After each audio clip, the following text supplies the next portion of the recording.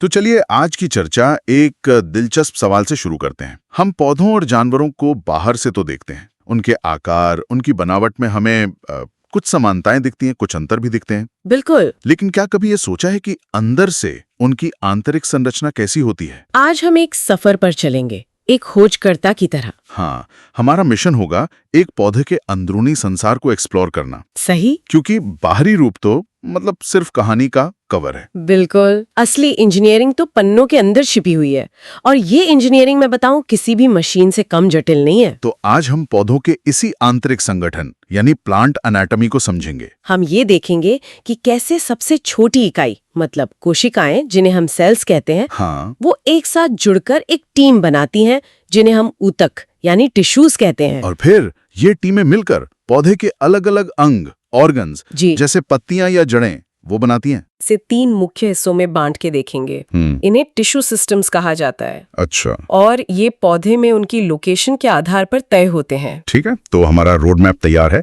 हम सबसे पहले पौधे की बाहरी दीवार, उसकी त्वचा से शुरू करेंगे, जिसे एपिडर्मल टिश्यू सिस्टम कहते हैं। सही। फिर उसके अंदर के हिस्सों को देखेंगे जो पौधे का ज्यादातर शरीर बनाते हैं, मतलब ग्राउंड टिश्यू सिस्टम। हाँ, और आखिर में हम उसकी पाइपलाइन तक पहुंचेंगे जो उसे जिंदा रखती है, द वैस्कुलर टिश्यू सिस्टम। तो चलिए इस अंदरूनी दुनिया में उतरते हैं। हाँ, लेकिन यहाँ एक बात शुरू में ही साफ कर देना जरूरी है।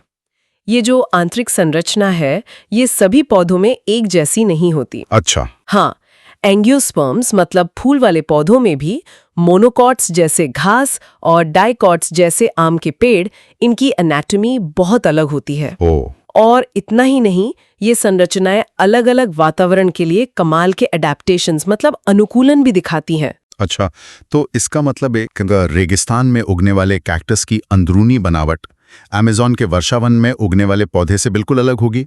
बिल्कुल अलग। और आज की चर्चा के बाद ये समझना आसान हो जाएगा कि ऐसा क्यों होता है। दिलचस्प है। तो शुरू करते हैं सबसे बाहरी परत से। ठीक है, तो पहला सिस्टम है एपिडर्मल टिश्यू सिस्टम। इसे हम पौधे का सुरक्षा कवच या उसकी त्वचा कह सकते हैं, जो पूरे पौधे को बाहर से ढककर रखती है। इसमें क्या क्या शामिल होता है? इसमें मुख्य रूप से 3 चीजें हैं। पहले तो खुद वो परत जिसे एपिडर्मिस कहते हैं। दूसरे, उस परत पर मौजूद छोटे छोटे छिद्र जिन्हें स्टोमाटा कहते हैं। और तीसरे हैं उस पर उगे हुए बालों जैसे स्ट्रक्चर्स जिन्हें एपिडर्मल अपेंडेजेस कहा जाता है। चलिए पहले एपिडर्मिस की बात करते हैं। ये पौधे की सबसे बाहरी सिंगल लेयर्ड परत है ना? हाँ, और इसकी कोशिकाएं आपस में इतनी कसकर जुड़ी होती हैं कि एक मजबूत लगातार परत बन जाती है जिसमें कोई गैप नहीं होता। और यहाँ एक बहुत ही स्मार्ट डिजाइन फीचर है, जैसा मैंने पढ़ा था। हाँ, एपिडर्मिस के बाहर अक्सर एक मोम जैसी मोटी परत होती है जिसे क्यूटिकल कहते हैं। इसका एक ही काम है पौधे के अंदर से पानी को भाप बनकर उड़ने से रोकना। ये एक तरह का वाटरप्रूफिंग सिस्टम है। एक मिनट, अगर ये क्यूटिकल पानी को रोकता है तो क्या ये जड़ों पर भी होता है? क्योंकि जड़ों को तो पानी सोखना होता है। बेहतरीन सवाल। और यही प्रकृति का सबसे स्मार्ट डिजाइन दिखता है। ये क्यूटिकल जड़ों यानी रूट्स में नहीं होता। अच्छा, क्योंकि जड़ों का काम पानी को रोकना नहीं बल्कि सोखना है। अगर उन पर भी मोम की ये परत चढ़ी होती तो पौधा प्यासा मर जाता। तो ये एक फंक्शनल चॉइस है। प्रकृति ने पौधे के हर हिस्से को उसका काम देखकर ही डिजाइन किया है। वाह, ये तो सच में कमाल है। अब आते हैं उन छोटे छिद्रों पर जिन्हें आपने स्टोमेटा कहा। ये क्या काम करते हैं? इन्हें आप पौधे के स्मार्ट गेट समझ सकते हैं। ये पत्तों की एपिडर्मिस पर मौजूद होते हैं और 2 बहुत जरूरी काम करते हैं। क्या? पौधे के शरीर से अतिरिक्त पानी को भाप बनाकर बाहर निकालना। और ये गेट्स खुलते और बंद कैसे होते हैं? कोई स्विच होता है? स्विच तो नहीं, पर एक मैकेनिज्म है। हर एक स्टोमा मतलब एक स्टोमा के दोनों तरफ सेम के आकार की 2 कोशिकाएं होती हैं जिन्हें गार्ड सेल्स कहते हैं। Guard cells? हाँ, और इन्हीं के बीच में एक छेद होता है जिसे स्टोमेटल पोर कहते हैं। इन गार्ड सेल्स की बनावट बहुत खास होती है। इनकी अंदरूनी दीवार जो छेद की तरफ होती है वो बहुत मोटी होती है और बाहरी दीवार पतली। अच्छा, तो जब इन सेल्स में पानी भरता है तो पतली दीवार बाहर की तरफ फूल जाती है और मोटी दीवार को भी खींच लेती है, जिससे छेद खुल जाता है और पानी कम होने पर ये सिकुड़ जाती हैं और छेद बंद हो जाता है। तो ये एक तरह का ऑटोमेटिक प्रेशर ऑपरेटेड दरवाजा है। बिल्कुल। और मैंने सुना है कि घास जैसी कुछ चीजों में इन गार्ड सेल्स का आकार अलग होता है। हाँ, ये भी एक दिलचस्प वेरिएशन है। घास ग्रासेस में गार्ड सेल्स सेम के आकार की नहीं बल्कि डम्बल शेप्ड होती हैं, लेकिन काम करने का सिद्धांत वही रहता है। और ये गार्ड सेल्स अकेले काम नहीं करती, इनके आसपास कुछ खास हेल्पर सेल्स होती हैं जिन्हें सब्सिडियरी सेल्स कहते हैं। अच्छा, सब्सिडरी सेल्स। हाँ, और ये सब मिलकर एक पूरा कंट्रोल यूनिट बनाते हैं जिसे स्टोमेटल एपरेटस कहा जाता है। ठीक है, तो एपिडर्मिस हो गया, उसकी स्मार्ट गेट्स यानी स्टोमेटा हो गए। अब उन बालों जैसी संरचनाओं की बात करते हैं। हाँ, ये भी दो तरह के होते हैं और दोनों के काम बिल्कुल अलग है। जड़ों पर जो एक कोशिकीय यानी यूनिसेल्युलर उभार होते हैं उन्हें रूट हेयर्स कहते हैं। Root hairs. इनका काम है सतह का क्षेत्रफल बढ़ाना ताकि जड़ें मिट्टी से ज्यादा पानी और खनिज सोख सकें। और जो तने पर होते हैं? तने या पत्तों पर मौजूद बालों को ट्राइकोम्स कहते हैं। ये आमतौर पर बहुकोशिकीय यानी मल्टीसेल्युलर होते हैं। इनका मुख्य काम पौधे को बचाना है, सोखना नहीं। बचाना कैसे? ये ट्रांसपिरेशन से होने वाले पानी के नुकसान को रोकते हैं। ये पत्ती की सतह के ठीक ऊपर हवा की एक शांत परत बना लेते हैं, जिससे हवा का बहाव कम हो जाता है और पानी का वाष्पीकरण धीमा हो जाता है। कीड़ों से भी बचाते हैं। तो ये मजबूत बाहरी परत यानी एपिडर्मल सिस्टम पौधे को दुनिया से बचाता है। लेकिन इस सुरक्षा कवच के अंदर क्या है? पौधे का असल शरीर किस चीज से बना है? यहीं पर हमारा दूसरा system the ground tissue system सामने आता है। एपिडर्मिस और अंदर मौजूद पाइपलाइन मतलब वैस्कुलर बंडल्स को छोड़कर पौधे का बाकी सब कुछ ग्राउंड टिश्यू ही है। पहले से फिलर या भराव वाला हिस्सा कहा गया था, लेकिन ये तो पौधे का ज्यादातर हिस्सा बनाता है। बिल्कुल। इसे सिर्फ फिलर कहना शायद ठीक नहीं होगा, क्योंकि यहीं तो असली जादू होता है। रूप से 3 तरह के सरल ऊतक होते हैं, पैरेन्काइमा, कॉलेन्काइमा और स्क्लेरेन्काइमा। इनके काम क्या है संक्षेप में? पैरेन्काइमा भोजन बनाने और स्टोर करने जैसे बड़े काम करता है। कॉलेन्काइमा पौधे के बढ़ते हुए हिस्सों को लचीला सहारा देता है, जैसे पत्तियों की डंडी। और स्क्लेरेन्काइमा मजबूत मृत कोशिकाओं से बना होता है, जो पौधे को कठोरता और मजबूती देता है, जैसे नारियल का छिलका। और पत्तियों में तो इस ग्राउंड टिश्यू का एक बहुत ही खास रोल है ना? हाँ, पत्तियों में ग्राउंड टिश्यू को मेसोफिल कहा जाता है, और मेसोफिल ही पौधे की किचन या सोलर पावर फैक्ट्री है। अच्छा। ये पतली दीवारों वाली कोशिकाओं से बना होता है जिनमें क्लोरोप्लास्ट भरे होते हैं। यही वो जगह है जहां सूर्य की रोशनी की मदद से फोटोसिंथेसिस यानी प्रकाश संश्लेषण की प्रक्रिया होती है और पौधे का भोजन बनता है। तो जो हम पत्ती का हरा हिस्सा देखते हैं वो असल में यही मेसोफिल है जो अंदर खाना बनाने में लगा हुआ है। एकदम सही। और तनों और जड़ों में इसका क्या काम है? तनों और जड़ों में ये ग्राउंड टिश्यू अलग अलग जोन बनाता है। जैसे सबसे बाहरी हिस्सा कॉर्टेक्स कहलाता है, फिर पेरिसाइकिल और सबसे अंदर केंद्र में पिथ होता है। ये सभी हिस्से मिलकर तने को संरचनात्मक सहारा देते हैं और भोजन को स्टार्च के रूप में स्टोर करने का काम करते हैं। तो आप देख सकते हैं ये सिस्टम जगह के हिसाब से अपना काम बदल लेता है। पत्तियों में फैक्ट्री तो तनों में गोदाम और खंभे। ये तो बहुत स्पष्ट हो गया। तो हमने पौधे की स्किन देख ली, उसका मुख्य शरीर भी समझ लिया, लेकिन इस फैक्ट्री में कच्चा माल यानी पानी कैसे आता है और बना हुआ खाना मतलब शुगर वो पौधे के हर हिस्से तक कैसे पहुंचता है? इसके लिए पौधे के पास एक शानदार ट्रांसपोर्टेशन नेटवर्क है, हमारा तीसरा और आखिरी system, the vascular tissue system. Vascular tissue system. हाँ, इसे आप पौधे का प्लम्बिंग और कुरियर सर्विस दोनों एक साथ कह सकते हैं। प्लम्बिंग और कुरियर सर्विस, ये मजेदार है, इसे थोड़ा और समझाइए। इसमें 2 तरह के जटिल ऊतक होते हैं। पहला है जाइलम, जो पौधे का वाटर पाइप सिस्टम है।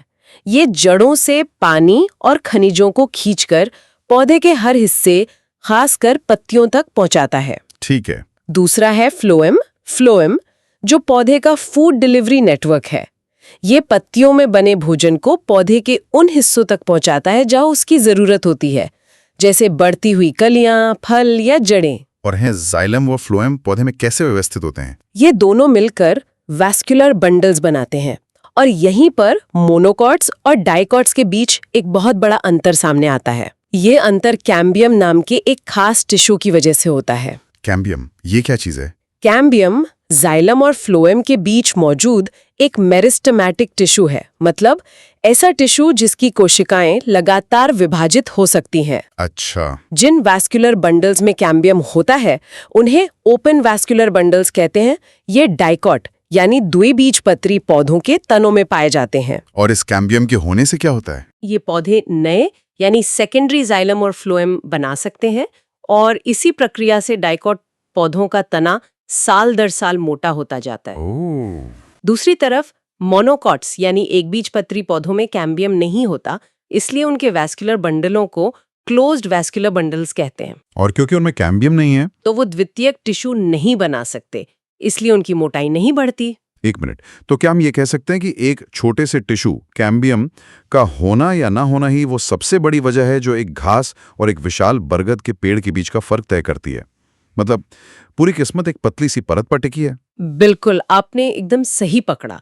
यही वो मौलिक अंतर है जो एक डाइकॉट को पेड़ बनने की क्षमता देता है और एक मोनोकॉट को घास तक सीमित रखता है। ये प्लांट एनाटॉमी का एक सबसे गहरा और महत्वपूर्ण इंसाइट है। ये तो सच में सोचने वाली बात है। अच्छा, इन वैस्कुलर बंडलों की व्यवस्था को लेकर भी कुछ अंतर होता है ना, जैसे रेडियल और कंजॉइंट? हाँ, ये उनकी पोजीशन से जुड़ा है। जड़ों में रेडियल अरेंजमेंट होता है। इसमें जाइलम और फ्लोएम अलग अलग रेडियस पर एक के बाद एक अरेंज्ड होते हैं। मतलब एक पहिए की तीलियों की तरह। हाँ, आप ऐसे सोच सकते हैं जैसे एक पहिए की अलग अलग तीलियों पर ये लगे हों। और तनों में? तनों और पत्तियों में कंजॉइंट अरेंजमेंट होता है।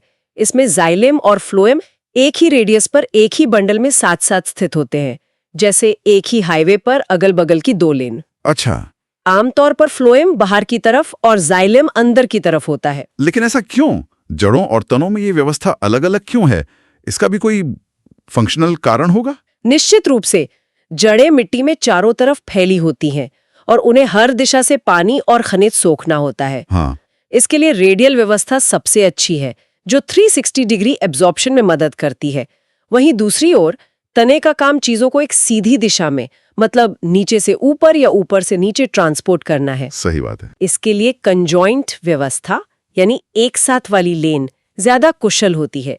एक बार फिर संरचना सीधे तौर पर कार्य से जुड़ी हुई है। तो आज हमने पौधे के अंदर की इस अविश्वसनीय व्यवस्था का एक पूरा सफर तय किया। हमने 3 मुख्य सिस्टम देखे। एपिडर्मल सिस्टम, जो पौधे का बाहरी सुरक्षा कवच है। ग्राउंड सिस्टम, जो सिर्फ फिलर नहीं बल्कि पौधे की फैक्ट्री और उसका मुख्य शरीर है।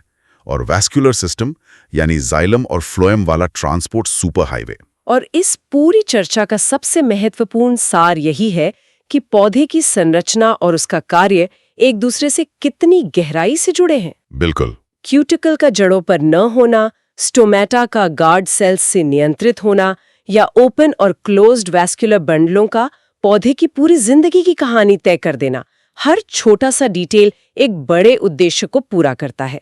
ये अरबों सालों के विकास का नतीजा है। अगली बार जब कोई किसी पत्ती को देखे या किसी तने को छुए तो शायद ये सोचने का एक नया नजरिया मिले कि उसकी सतह के ठीक नीचे कितने जटिल और संगठित सिस्टम काम कर रहे हैं। हाँ, वो पत्ती सिर्फ हरी नहीं है, उसके अंदर एक पूरी फैक्ट्री चल रही है जिसके अपने गेटकीपर हैं, अपनी किचन है और अपना ट्रांसपोर्ट नेटवर्क है। जाते जाते एक सवाल छोड़ जाती हूँ। जरूर।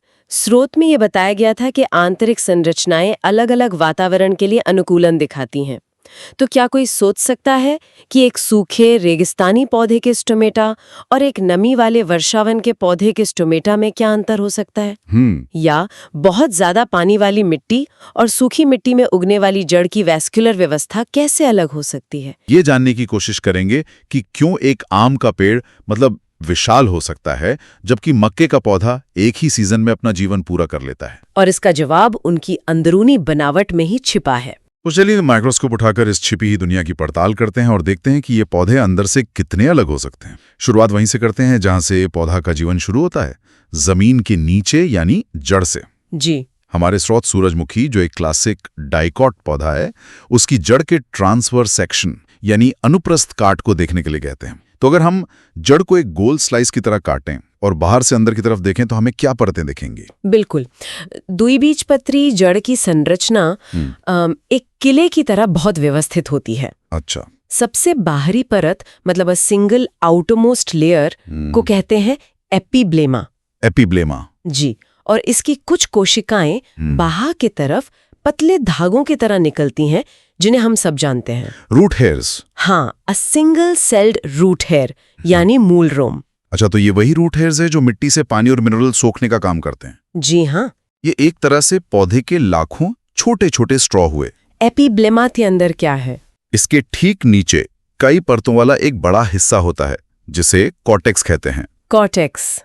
ये पतली दीवारों वाली पैरेन्काइमा कोशिकाओं से बना होता है, जिनके बीच में खाली जगह, इंटरसेलुलर स्पेसेस। हाँ, इंटरसेल्युलर स्पेसेस होती हैं। ये खाली जगहें गैसों के आने जाने में मदद करती हैं। और कॉर्टेक्स का काम?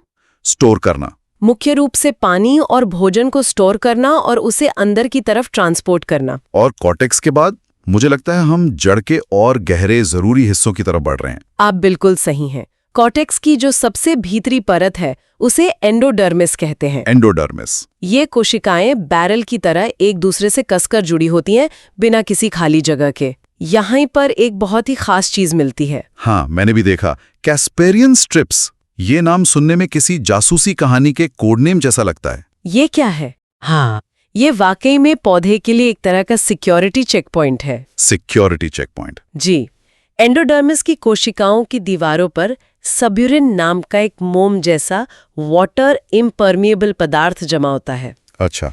इसी को कैस्पेरियन स्ट्रिप्स कहते हैं।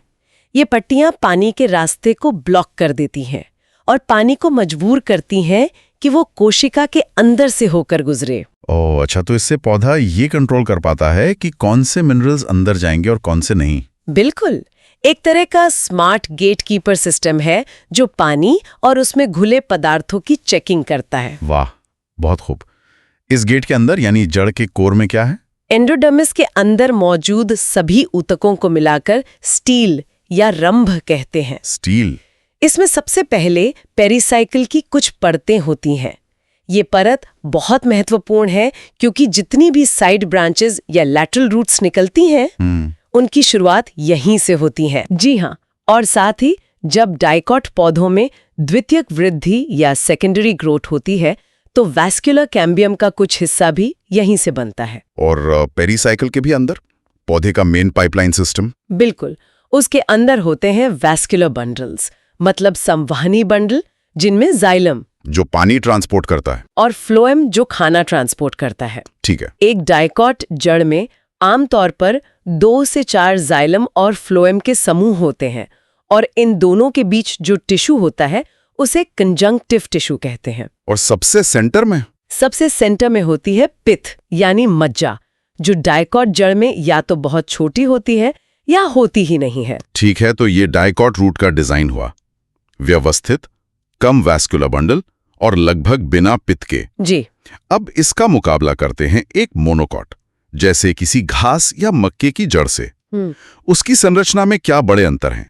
बाहरी परतें जैसे एपिब्लेमा, कॉर्टेक्स, एंडोडर्मिस और पेरिसाइकिल वो तो लगभग वैसी ही होती है। अच्छा। लेकिन स्टीले के अंदर पहुंचते ही डिजाइन पूरी तरह बदल जाता है। कैसे?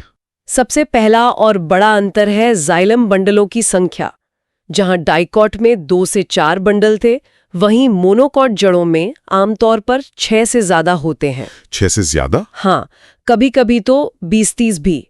इस स्थिति को पॉलीआर्क कहते हैं। पॉलीआर्क। तो इसका मतलब मोनोकॉट की पानी खींचने वाली पाइपलाइन ज्यादा फैली हुई है। और दूसरा अंतर? दूसरा बड़ा अंतर है पिथ का। मोनोकॉट जड़ में ये बहुत बड़ी और अच्छी तरह से विकसित होती है, जो सेंटर का एक बड़ा हिस्सा घेरती है, जबकि डाइकॉट जड़ में ये लगभग गायब थी। बिल्कुल। और तीसरा सबसे जरूरी अंतर ये है कि मोनोकॉट जड़ों में कोई सेकेंडरी ग्रोथ नहीं होती। अच्छा, मतलब वो मोटी नहीं होती। जी, उनमें कैम्बियम नहीं बनता, इसलिए वे जिंदगी भर उतनी ही पतली रहती हैं। ये तो बहुत साफ अंतर है, जाइलम बंडलों की संख्या और पित्त का आकार। चलिए, अब हमने जमीन के नीचे का सिस्टम समझ लिया। अब पानी और पोषण को ऊपर पत्तियों तक पहुंचाने का काम तो तने का है। पौधे के मेन हाईवे पर आ गए हैं। जी। एक युवा डाइकॉट तने की अंदरूनी बनावट इस काम में कैसे मदद करती है? एक युवा डाइकॉट तने में सबसे बाहरी प्रोटेक्टिव लेयर को एपिडर्मिस कहते हैं, जिस पर क्यूटिकल की एक पतली मोमी परत होती है, जो पानी के नुकसान को रोकती है। जी हाँ, इसके नीचे के पूरे हिस्से को कॉर्टेक्स कहते हैं, जो खुद 3 क्षेत्रों में बटा है। सबसे बाहर हाइपोडर्मिस होती है, जो कॉलन कायमा कोशिकाओं से बनी होती है। एक मिनट, कॉलन कायमा, ये किस तरह की कोशिकाएं हैं? ये तने को किस तरह की मजबूती देती हैं? क्या ये पत्थर की तरह सख्त होती हैं? नहीं नहीं, ये लिविंग सेल्स हैं जो फ्लेक्सिबल स्ट्रेंथ देती हैं। Flexible strength? मतलब ये तने को सहारा भी देती हैं और उसे हवा में झुकने और लहराने भी देती हैं बिना टूटे। अच्छा, जैसे किसी बिल्डिंग में स्टील के साथ रबर के पैड्स भी लगाए जाएं ताकि वो भूकंप में थोड़ा हिल सके। बिल्कुल सही एनालॉजी है। हाइपोडर्मिस के नीचे कॉर्टिकल लेयर्स होती हैं जो पेरेन्काइमा की बनी है और भोजन स्टोर करती हैं। और सबसे अंदर? सबसे अंदर होती है एंडोडर्मिस, जिसे यहाँ स्टार्च शीथ भी कहते हैं। Starch sheath? ऐसा क्यों? क्योंकि इसमें स्टार्च भरपूर मात्रा में जमा होता है। अच्छा, तो तने में एंडोडर्मिस एक एनर्जी रिजर्व की तरह भी काम कर रही है। अब आते हैं सबसे जरूरी हिस्से पर, वेस्क्यूलर बंडल्स। हमारे स्रोत कहते हैं कि इनकी व्यवस्था ही डाइकॉट तनी की पहचान है। बिल्कुल, यही सबसे बड़ा डिजाइन प्रिंसिपल है। डाइकॉट तने में बड़ी संख्या में वैस्कुलर बंडल्स एक छल्ले यानी एक रिंग में व्यवस्थित होते हैं। एक रिंग में? जी, ये रिंग अरेंजमेंट इसका चारित्रिक गुण है। आप इसे एक शहर के चारों ओर बने रिंग रोड की तरह सोच सकते हैं, जो हर इलाके को जोड़ता है। एक रिंग रोड, ये एनालॉजी अच्छी है। तो इस रिंग रोड पर ट्रैफिक कैसा है? हर एक बंडल कंजॉइंट होता है, मतलब जाइलम और फ्लोएम एक साथ एक ही बंडल में होते हैं।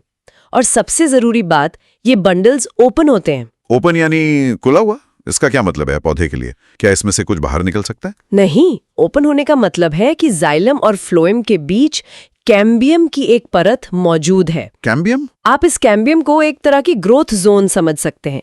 यही वो हिस्सा है जो लगातार नई कोशिकाएं बनाकर तने को मोटा करता है। अच्छा, इसी प्रक्रिया को सेकेंडरी ग्रोथ कहते हैं। जी हाँ, और बंडलों के बीच में मेडुलरी रेज होती हैं, जो केंद्र से बाहर की ओर पानी और भोजन पहुंचाती हैं। और तने के बिल्कुल केंद्र में एक बड़ी और स्पष्ट पित होती है। तो ये कैम्बियम ही वो सीक्रेट सॉस है जिसकी वजह से एक छोटा सा आम का पौधा सालों बाद एक विशाल मोटे तने वाला पेड़ बन जाता है। बिल्कुल, उसकी डिजाइन में ही मोटा होने की क्षमता है। तो अगर डाइकॉट तना एक ऑर्गेनाइज्ड शहर है जिसमें रिंग रोड है, तो मोनोकॉट तना कैसा दिखता है? मोनोकॉट तना बिल्कुल अलग है। पहली बात, उसकी हाइपोडर्मिस कॉलन काइमा की नहीं, बल्कि स्क्लेरन काइमा की बनी होती है। स्क्लेरन काइमा, ये तो डेड सेल्स होती है ना, है ना? जी, जो बहुत ज्यादा कठोरता देती हैं, लचीलापन नहीं। और दूसरी सबसे बड़ी बात, वैस्कुलर बंडल्स एक रिंग में नहीं, बल्कि पूरे ग्राउंड टिश्यू में बिखरे हुए यानी स्कैटर्ड होते हैं। बिखरे हुए? कोई रिंग रोड नहीं? कोई रिंग रोड नहीं, बस सड़कें हर तरफ फैली हुई हैं। तो क्या इसमें कोई पैटर्न नहीं होता? एक हल्का पैटर्न होता है। केंद्र की तरफ वाले बंडल बड़े होते हैं और किनारे वाले छोटे, और हर बंडल एक मजबूत स्क्लेरन काइमेटिस बंडल शीट से घिरा होता है, अतिरिक्त सहारे के लिए। जी, लेकिन सबसे बड़ा अंतर ये है कि ये बंडल क्लोज्ड होते हैं। क्लोज्ड यानी बंद?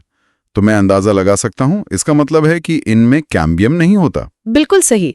और अगर कैम्बियम नहीं है तो सेकेंडरी ग्रोथ भी नहीं होगी। इसी वजह से मक्का, गन्ना, बांस, ये पौधे लंबे तो हो सकते हैं पर जिंदगी भर मोटे नहीं होते। जी, उनका ब्लूप्रिंट ही ऐसा है। एक और अनोखी बात जो स्रोत बताते हैं वो ये है कि इन संवहनी बंडलों के भीतर वाटर कंटेनिंग कैविटीज या जल युक्त गुहिकाएं मौजूद होती हैं। ये तो वाकई एक पूरी तरह से अलग इंजीनियरिंग है। एक डिजाइन टिकाऊपन और विस्तार के लिए और दूसरा तेजी और लचीलेपन के लिए। हाँ, अब हम इस सफर के अंतिम पड़ाव पर पहुंच गए हैं। पौधे की सोलर पैनल और फूड फैक्ट्री। पत्ती? एक डाइकॉट पत्ती, जिसे स्रोत डॉर्सी-वेंट्रल पत्ती कहते हैं, अंदर से कैसी दिखती है? डॉर्सी-वेंट्रल का मतलब है कि इसके 2 अलग-अलग सिरे हैं, एक ऊपरी और एक निचला। इसके 3 मुख्य भाग हैं, एपिडर्मिस, मीजोफिल और वैस्कुलर सिस्टम। ठीक है। एपिडर्मिस पत्ती की ऊपरी यानी एडैक्सियल और निचली यानी एबैक्सियल दोनों सतहों को ढकती है, और आमतौर पर निचली सतह पर ऊपरी सतह की तुलना में बहुत ज्यादा स्टोमेटा यानी रंध्र होते हैं। स्टोमेटा नीचे ज्यादा क्यों होते हैं? इसका कोई खास कारण? हाँ, क्योंकि निचली सतह पर सीधी धूप नहीं पड़ती। इससे जब स्टोमाटा गैस एक्सचेंज के लिए खुलते हैं तो पानी का वाष्पीकरण यानी ट्रांसपिरेशन कम होता है।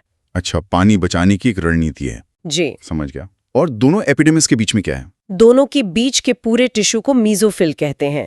इसी में क्लोरोप्लास्ट होते हैं और फोटोसिंथेसिस की असली प्रक्रिया यही होती है। ओके। डाइकॉट पत्ती में मीजोफिल 2 तरह की कोशिकाओं में बटा होता है। ऊपरी सतह की तरफ लंबी खंबे जैसी कोशिकाएं होती हैं जिन्हें पैलिसेड पैरेन्काइमा कहते हैं, पैलिसेड। और इनके नीचे गोल और ढीले ढाले तरीके से व्यवस्थित कोशिकाएं होती हैं जिन्हें स्पॉन्जी पैरेन्काइमा कहते हैं। पैलिसेड और स्पॉन्जी, ये नाम ही उनके काम के बारे में बता रहे हैं। पैलिसेड कोशिकाएं एक दूसरे से सटी हुई हैं ताकि ज्यादा से ज्यादा धूप पकड़ सकें, जैसे छत पर सोलर पैनल। हाँ, और स्पॉन्जी में बहुत सारी खाली जगह है ताकि कार्बन डाइऑक्साइड आसानी से अंदर आ सके और ऑक्सीजन बाहर जा सके। ट्री। तो फिर आइसोबाइलेटरल यानी मोनोकॉट पत्ती जैसे घास की पत्ती में क्या अंतर है? क्या उसकी फैक्ट्री का डिजाइन अलग है? हाँ, यहाँ भी अंतर बहुत साफ है। पहला, स्टोमाटा सिर्फ निचली सतह पर नहीं बल्कि पत्ती की दोनों सतहों पर लगभग बराबर संख्या में मौजूद होते हैं। अच्छा, ऐसा क्यों? क्योंकि घास की पत्तियां अक्सर सीधी खड़ी होती हैं तो दोनों सतहों पर बराबर धूप पड़ती है। ठीक है। दूसरा और सबसे बड़ा अंतर मीसोफिल में है। मोनोकॉट पत्ती में मीसोफिल पैलिसेड और स्पंजी पैरेन्काइमा में विभेदित नहीं होता। नॉट डिफरेंशिएटेड मतलब उसमें बस एक ही तरह की कोशिकाएं होती हैं, कोई स्पेशलाइजेशन नहीं। अच्छा, तो उसमें एक ही तरह के वर्कर सारा काम कर रहे हैं। और स्रोतों में एक और दिलचस्प चीज का जिक्र है, बुलिफॉर्म सेल्स। ये क्या बला है? ये घासों में पाया जाने वाला एक शानदार अनुकूलन है। ऊपरी एपिडर्मिस की कुछ कोशिकाएं मॉडिफाई होकर बड़ी, खाली और रंगहीन हो जाती हैं। इन्हीं को बुलिफॉर्म सेल्स कहते हैं। जी। बुलिफॉर्म, ये नाम बुल यानी बैल से जुड़ा लगता है। क्या ये बहुत मजबूत होती हैं?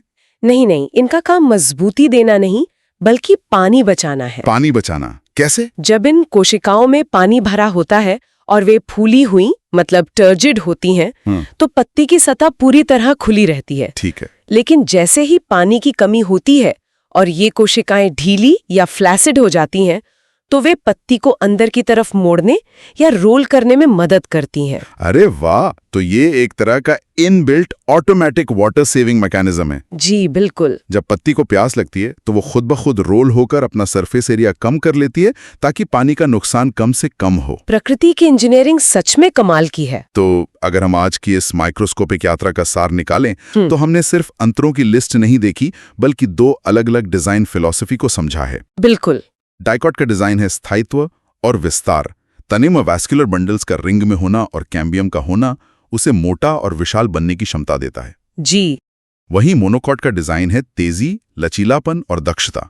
बिखरे हुए बंडल और कैम्बियम का न होना उसे तेजी से बढ़ने और फैलने में मदद करता है, भले ही वो विशाल पेड़ न बन पाए। बिल्कुल। ये आंतरिक शारीरिक अंतर ही उन बाहरी विभिन्नताओं को जन्म देते हैं जो हम अपने चारों ओर के पौधों में देखते हैं। एक विशाल बरगद का पेड़ और एक गेहूं का पौधा। दोनों सफल हैं, लेकिन उनकी सफलता की रणनीति उनकी अंदरूनी बनावट में कोड की हुई है। ये आर्किटेक्चर ही तय करता है कि पौधा कैसा दिखेगा और अपने वातावरण में कैसे व्यवहार करेगा। और यहाँ एक विचारणीय प्रश्न है। जी। हमने देखा कि कैसे संरचना कार्य को निर्धारित करती है, जैसे कैस्पेरियन पट्टियां पानी के प्रवाह को नियंत्रित करती हैं या बुलिफॉर्म कोशिकाएं पानी के नुकसान को रोकती हैं। अब उन पौधों के बारे में सोचें जो अत्यधिक वातावरण में रहते हैं, जैसे रेगिस्तान का कैक्टस या तालाब में खिला कमल। हाँ।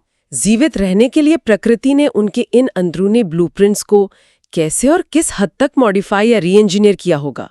शायद कैक्टस में पानी स्टोर करने के लिए कॉर्टेक्स बहुत बड़ा हो, या कमल के तने में हवा की गुहाएं और भी बड़ी हों ताकि वो तैर सके। बिल्कुल। ये अनुकूलन एक पूरी नई दुनिया खोलते हैं।